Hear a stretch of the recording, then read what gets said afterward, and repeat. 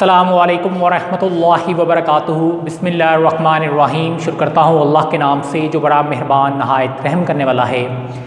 Class 10 students, chapter number 8 according to smart syllabus जो चीज़ें हमने डिस्कस करनी है थ्योरम 2 और रिव्यू एक्सरसाइज में से क्वेश्चन नंबर 3, क्वेश्चन नंबर 5 और क्वेश्चन नंबर 8।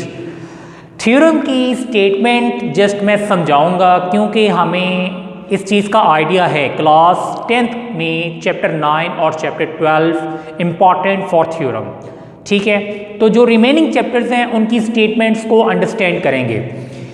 तो सबसे पहले चैप्टर के नाम के बारे में आपको आइडिया होना चाहिए। Projection of a side of a triangle. Projection कहते हैं साया, ठीक है, इसका प्रोजेक्शन, ठीक है, नीचे की जानिब इसका जो साया।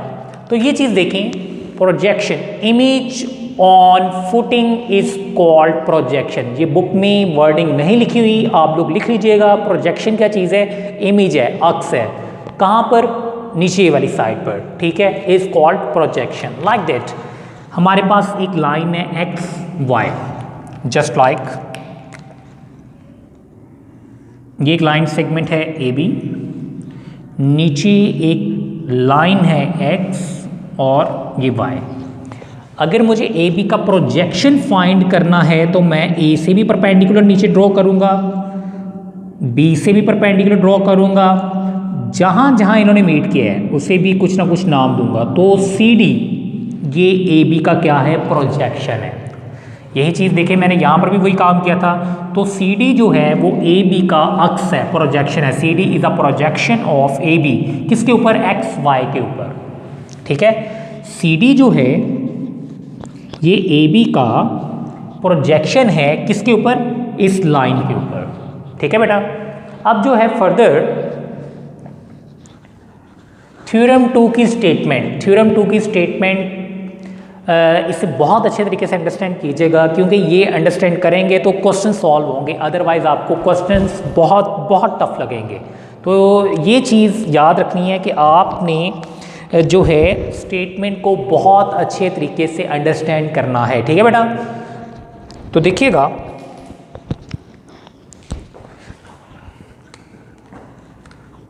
अब यहां पर बेटा जी, in any triangle the square on the side opposite to acute angle is equal to the sum of the square on the sides containing that acute angle, ठीक है, diminished by twice the rectangle contained by one of the side and the projection on it of the other। उम्मीद करता हूँ कि अभी तो समझ नहीं आएगी क्योंकि मैंने समझाया ही नहीं है, लेकिन अब देखिएगा। पहली बात है इन एनी ट्राइंगल, कोई ट्राइंगल लाइक दैट, मैंने ट्राइंगल ले लिया A B C, the square on the side opposite to acute angle. Like that मैं फर्ज कर लेता हूं कि ये मेरे लिए ए जो है वो एज अ एक्यूट एंगल है, ठीक है। तो उसने ये बात की है opposite to acute angle, opposite, ये एक्यूट एंगल के ऑपोजिट क्या चीज़ है? BC, उसका स्क्वायर, ले जी BC का स्क्वायर, ठीक है। इज मैथ में जब आता है तो इक्वालिटी, इज इक्वल टू, ले जी is equal to the sum of the squares on the sides, mean कि साइड्स का सम स्क्वायर उनका करना है, containing that acute angle, mean कि इस एक्यूट एंगल को कंटेन करने में आप लोग नोट कर सकते हैं कौन सी साइड्स आ रही हैं। एक तो AC आ रही है और एक AB आ रही है, ठीक है स्टूडेंट्स। तो यहां पर आ जाएगा AC का स्क्वायर, जैसे कि उसकी वर्डिंग है, is equal to the sum of the squares on the sides containing that acute angle. तो इस साइड का स्क्वायर प्लस इस साइड का स्क्वायर, ठीक है, जो एंगल को कंटेन करने में हमारी क्या कर रहे हैं जी? हेल्प कर रहे हैं। इसी तरह आगे डिमिनिश, डिमिनिश का मतलब होता है सब्ट्रैक्ट, माइनस, डिमिनिश का मतलब subtract, minus y twice, twice कहते हैं दुगना, डबल, ठीक है। The rectangle contain by one of दो साइड्स, मीन के इन दोनों साइड्स में, इन दोनों साइड्स में अगर नोट करें तो रेक्टेंगल वाली शेप कौन बना रहा है? रेक्टेंगल वाली शेप में वन साइड जो लाइक दैट, ये वाली जो साइड है वो रेक्टेंगल की वन साइड की तरह लग रही है, ये वाली, जस्ट लाइक दिस, ठीक है। तो दोबारा जरा देखें, twice the rectangle contain by one of दो साइड्स, इन दोनों साइड्स में से रेक्टेंगल वाली शेप जो लग रही है, जस्ट लाइक रेक्टेंगल की जो वन साइड वाली शेप है वो ये लग रही है, ठीक है, वो आ जाएगी इनटू आगे क्या चीज़ है, and the projection on it of the other, और दूसरी का प्रोजेक्शन इसके ऊपर। प्रोजेक्शन ड्रॉ करने के लिए आप लोगों को मैंने बताया था प्रोजेक्शन के लिए क्या करते हैं, परपेंडिकुलर। नहीं जी, आपने परपेंडिकुलर ड्रॉ किया, परपेंडिकुलर ड्रॉ किया तो इसने कहीं ना कहीं मीट किया है उससे। फॉर एग्जाम्पल मैं डी का नाम देता हूँ। अब इस चीज़ को थोड़ा अंडरस्टैंड कीजिएगा।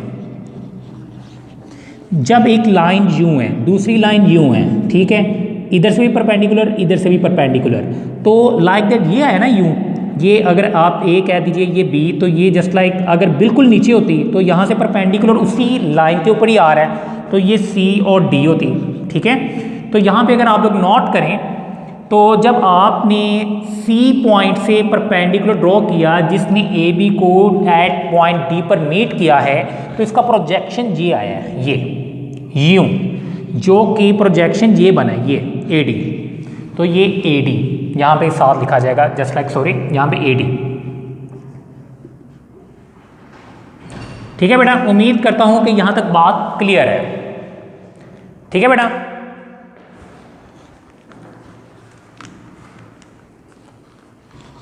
अच्छा बेटा, अब अगर इसे मज़ीद आसान तरीके से मैं समझाना चाहूँ तो इसके लिए 3 यहाँ पे कुछ पॉइंट्स मैंने लिख दिए हैं। वैसे तो मिनिमम मैंने 3 पॉइंट्स यहाँ पे लिखे हैं।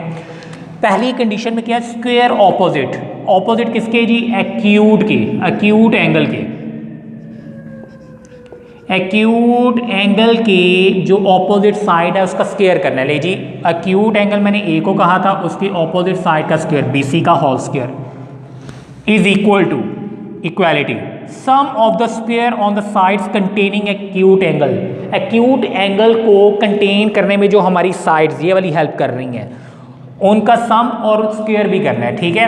पहले स्क्वायर्स का सम, तो AC का whole square plus sign AB का होल स्क्वायर, फिर डिमिनिश का मतलब है जी सब्ट्रैक्ट, नहीं जी सब्ट्रैक्ट, ट्वाइस का मतलब है दुगना, किसका, कंटेन बाय वन ऑफ दो साइड, इन दोनों में से जो एक साइड एज अ रेक्टेंगल वाली फॉर्म, ठीक है, जैसे रेक्टेंगल में स्ट्रेट लाइन आती है वैसे, तो वो ये वाली है, ठीक है, AB, तो ये आ गई इनटू साथ में और क्या चीज़ आएगी, and the projection on it of the other, और दूसरी वाली का प्रोजेक्शन ये आएगा, मीन के C से आपने परपेंडिकुलर ड्रॉ किया जिसने D पॉइंट पे मीट किया, इतने हिस्से में ये वाली जो लेंथ आ रही है ये बेसिकली AC का क्या आया है, प्रोजेक्शन आया है, मीन के AD। क्लियर है बेटा जी। ये थ्योरम की स्टेटमेंट, ये फॉर्मूला, इसकी जो स्टेटमेंट का कॉन्सेप्ट है ये क्लियर होना बहुत ज़रूरी है, तभी क्वेश्चन आसान होंगे हमारे लिए, ठीक है, अदरवाइज क्वेश्चन फिर आपको मुश्किल लगेंगे।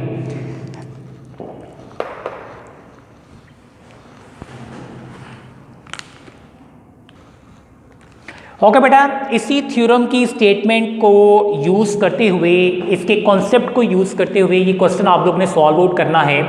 इस क्वेश्चन को सॉल्व करने के मेरे पास और भी मेथड्स हैं, लेकिन जो स्टेटमेंट मैंने आपको बताई है उसको यूज़ करते हुए आपने इसे सॉल्व आउट करना है। देखिएगा, इन अ ट्राइंगल ABC, एक ट्राइंगल है जी ABC, कैलकुलेट मेजरमेंट BC आपने कैलकुलेट करना है, measurement AB equal to 5 centimetre, measurement AC equal to 4 centimetre, और मेजरमेंट एंगल A 60 डिग्री, इट्स एक्यूट एंगल, ठीक है बेटा। तो ये चीज़ देखिएगा, आपने ट्राइंगल कंस्ट्रक्ट करनी है,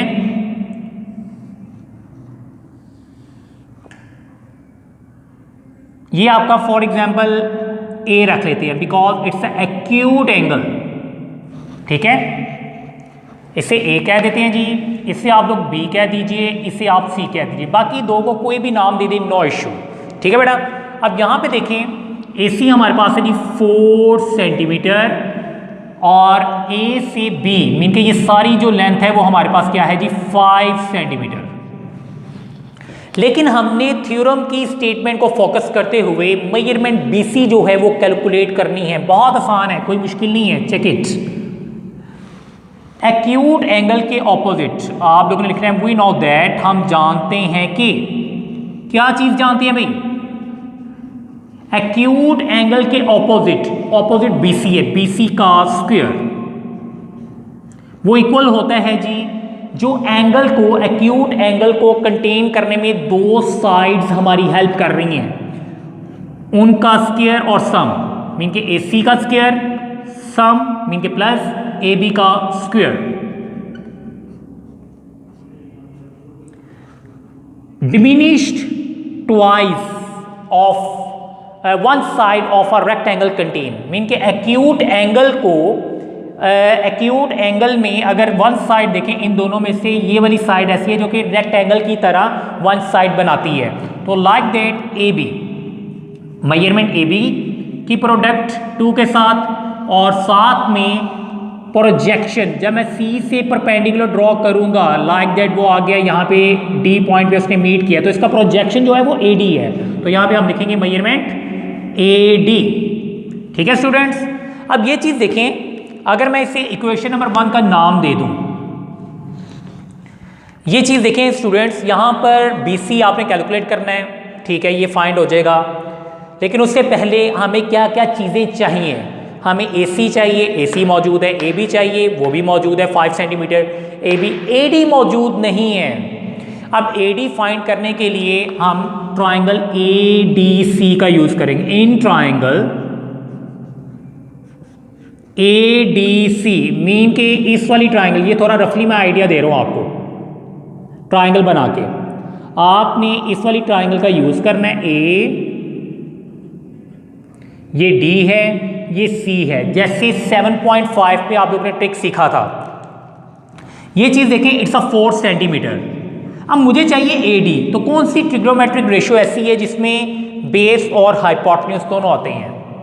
सम people have curly brown hair, mean कि आप लोग लिखोगे cos 60 degree equal to base, measurement क्या आ जाएगा?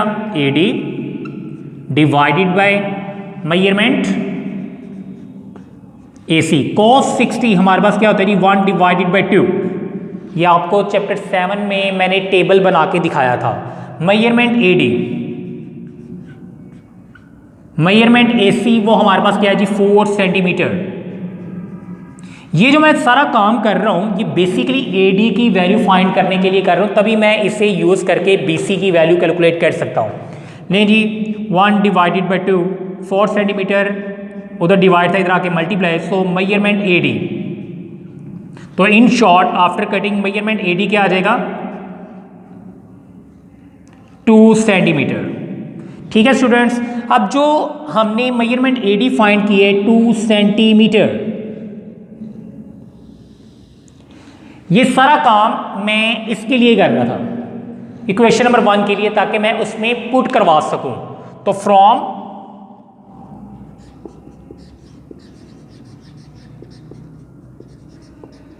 इक्वेशन 1, तो इक्वेशन 1 में अगर आप लोग नोट करें तो BC होल स्क्वायर ये as it is equal to AC की जगह बेटा जिसकी वैल्यू 4 सेंटीमीटर होल का square plus sign AB whole का स्क्वायर, मीन कि AB की जगह 5 सेंटीमीटर और उसका आ जाएगा जी होल का स्क्वायर माइनस 2 मेजरमेंट AB की जगह 5 सेंटीमीटर और उसके बाद AD जो उसका प्रोजेक्शन था, ये वाला C से हमने ये ड्रॉ किया था ना प्रोजेक्शन U, और वो हमने क्या फाइंड किया हुआ है? 2 सेंटीमीटर।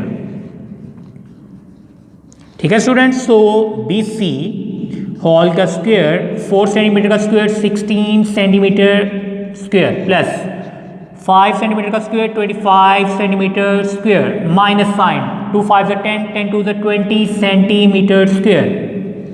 इन शॉर्ट स्टूडेंट्स अगर आप लोग नोट करें 25 माइनस 20 5 सेंटीमीटर 5 और 16 21 सेंटीमीटर स्क्वायर, हमें जस्ट चाहिए यहां से BC, so taking square root on both sides,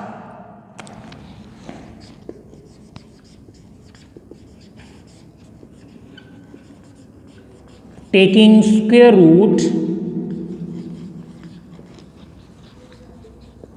on both side. तो स्टूडेंट्स यहां पर आपने दोनों तरफ जो है स्क्वायर रूट लेना है BC होल का स्क्वायर, ये square root equal to 21 centimetre square और ये स्क्वायर रूट, ये स्क्वायर रूट से कैंसिल। तो इन शॉर्ट हमारे पास आ जाएगा BC इक्वल टू 21 का स्क्वायर रूट। दिल किया आपने बाय यूजिंग कैलकुलेटर सॉल्व कर लीजिएगा, नहीं तो इन शॉर्ट यूँ लिख लीजिएगा स्क्वायर रूट 21 और सेंटीमीटर को बाहर, इट्स योर आंसर। ठीक है बेटा जी। मेन चीज हमने क्या काम की है, हमने थ्योरम को फोकस करते हुए, थ्योरम की स्टेटमेंट को माइंड में रखते हुए ये कंडीशन बनाई। ठीक है, फर्दर हमने कंडीशन में नोट किया ये भी मौजूद है, ये भी मौजूद है, AD मौजूद नहीं था, मीन कि ये चीज मौजूद नहीं थी। हमने ट्रिग्नोमेट्रिक रेशो यूज करते हुए वो चीज फाइंड की है और इसमें वैल्यूज पुट करवा के आंसर निकाल दी है। ये बहुत आसान है, लेकिन तभी ये आसान होगा अगर आपको स्टेटमेंट की क्लैरिटी हो, थ्योरम 2 की स्टेटमेंट की क्लैरिटी हो। ठीक है बेटा।